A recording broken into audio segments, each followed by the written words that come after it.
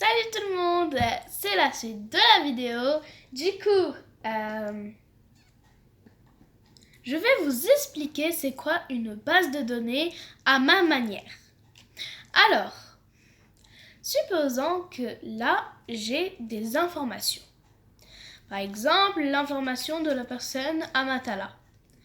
Elle a 11 ans, son prénom c'est Amatala, son nom Zekiri, sa couleur préférée c'est bleu, ça c'est bleu.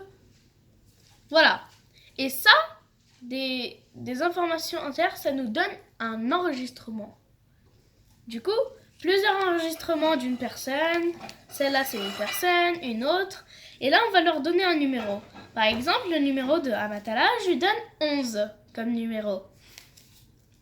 Et là, tous ces enregistrements, on va venir les mettre dans une table.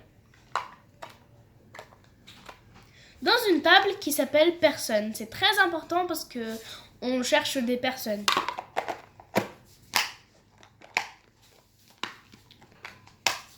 Voilà.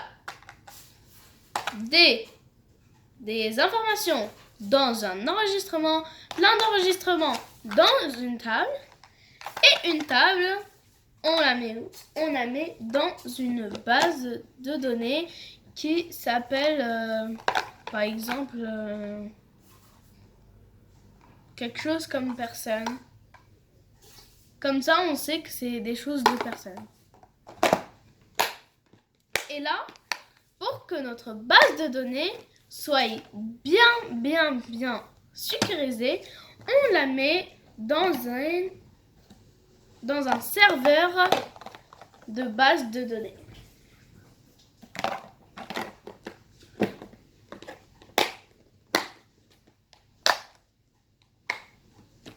Voilà. Du coup, par exemple, si je veux chercher l'âge de la personne Amatala, par exemple, voilà.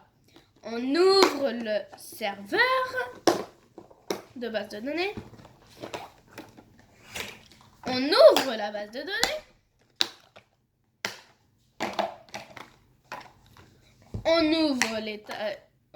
On prend la table. On prend la table de personnes, vu qu'il y a plusieurs tables. On prend celle où il y a marqué personne. On ouvre celle où il y a marqué personne.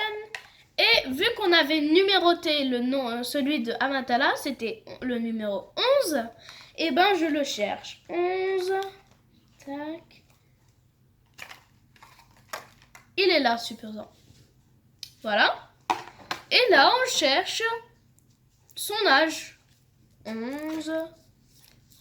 Et le voilà. Par exemple. 11, c'est son âge. Et n'oubliez pas, il y a beaucoup d'enregistrements.